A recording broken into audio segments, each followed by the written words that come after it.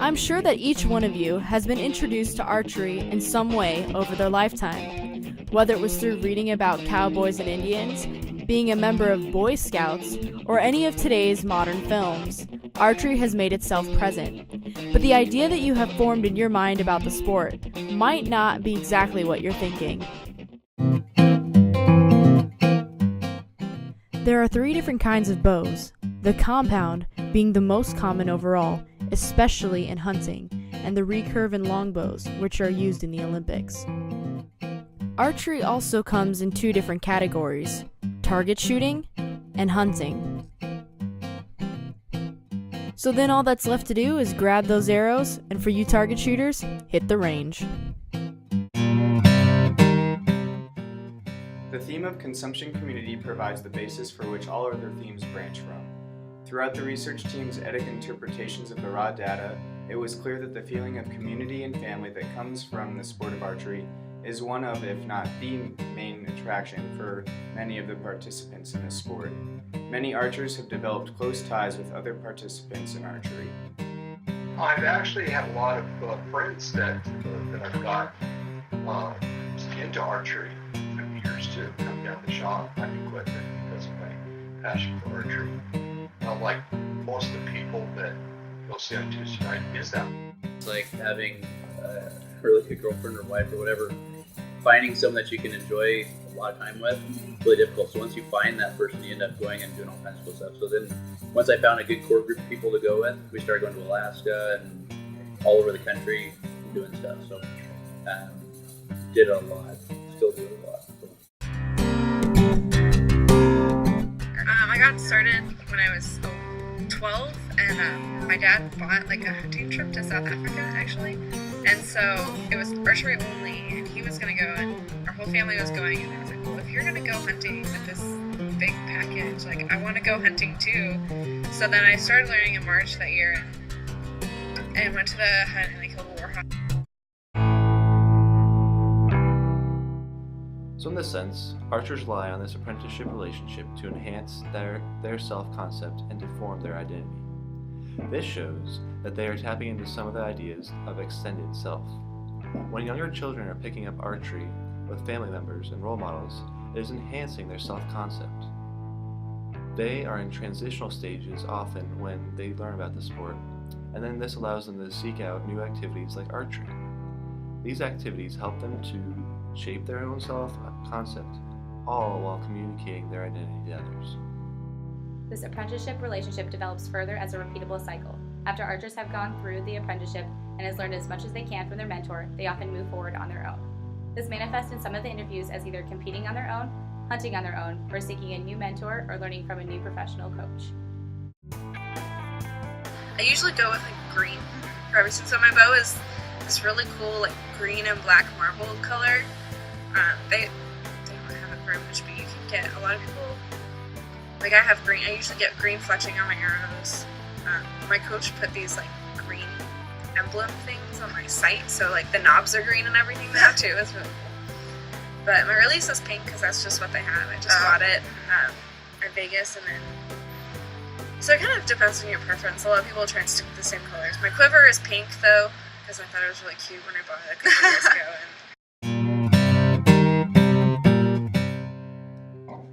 This consumer, like other people we interviewed, did unique things to personalize their archery experience. Another guy glued taxidermy eyes to his bow, while another sandblasted the bow and painted it white. All this need to personalize does align with the demonstration of self-concept and identity that archers in this consumption community look for. This is continuing the cycle from the identity communication and formation that is cemented during the apprenticeship relationship. Got into the hunting out here. As I progressed as a hunter, started doing, I wanted to be a better hunter. So I started doing the 3D tournaments to be a better hunter because it's about as close to realistic hunting as you're going to get without getting drawn and tagged and getting hunts.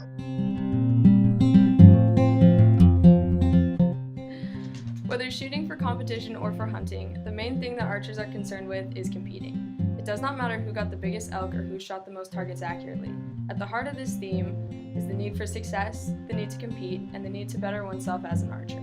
In addition, this competition and competitive aspect directly links to the consumption community. Archers like to see how well those around them do on targets.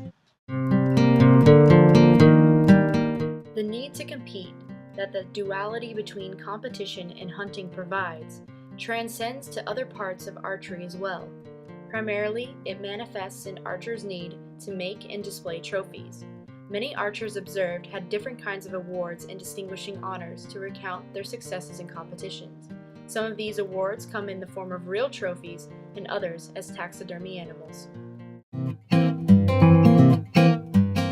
I tend to come up and make sure that I'm even, and you reach over and you try and pull with your back. I take a deep breath in after I've set my stance, and I pull up and over the corner of my mouth, and I get right in the corner, see the angle of my jaw, and then I'm pulling back tension. As I release my fingers, it's here, and then the shot comes off. In the observations, there was a set pattern to how everyone went about shooting at the range. They would take turns in waves. They would shoot all of their arrows and then hang up their bow.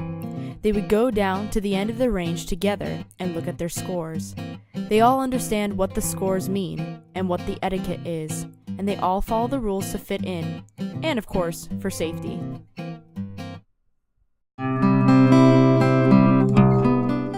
One of our interviewees that works for PSE Bows discussed about a Game & Fish Expo at the Ben Avery shooting range. At this booth, he was able to show thousands of little kids how to shoot a bow, and we believe that these types of expos would be a great way to support the consumption community. As an idea for promoting the consumption community in archery, we could adopt a possible program called Archers in the Neighborhood. Here is a potential logo that we created. This creates a social network of archers so they can see if there are others in the area that are interested in the same part of the sport as they are. They could also post news about events, leagues, and competitions online. Many of the archers in the interviews talked about the availability of information that is online for these separate events. However, creating an online social network would allow for all of this information to be displayed in one place and could further foster the connectivity of this already strong consumption community. Marketers could appeal to the already existing relationship of children learning from their fathers or older family members by providing information in packets online about how to safely teach archery to children. Starting young develops the pattern for the soon-to-be lifelong consumer. Making it convenient to learn through Boys and Girls Clubs and Boys and Girls Scouts can also introduce archery in a fun way. Archery shops and ranges could offer tutorials on different aspects of the bow, like you see here, with an archer restringing his recurve. This could show the public that they can assemble their bow in a way that fits their own personal needs and desires, rather than having to purchase one bow that has set features. One thing that the researchers noticed in archery is that the high level of personalization and identity communication leads to little brand loyalty. One way to foster higher brand loyalty would be through the development of a disposition campaign. If archers turn in their used arrows to the place where they want to buy new ones, they could be provided a discount on new arrows of the same brand. In terms of the theme of dual identity, marketers could advertise the two different types of the identity separately and associate certain products with certain types of archers. Marketers could also develop two different bows from the same line, one that is particular to hunting and one that is particular to competition. These bows could have similar patterns, colorings, or additions that could suit them together and encourage those archers that exhibit both parts of the identity to buy the bows together. Marketers can use trophies as incentives to participate in archery. People seem to enjoy the motivation of physical proof of their success. Marketers could sponsor more contests for archers, but could make them specific to a certain kind of trophy displaying. For example, archery brands could hold contests for the best hunting photos, the best shots of split arrows, and videos of impressive hunting. Rituals and traditions normally manifest as archers are adults. However, archers begin shooting typically as children. Marketers should focus dually on marketing the introduction of archery to adults.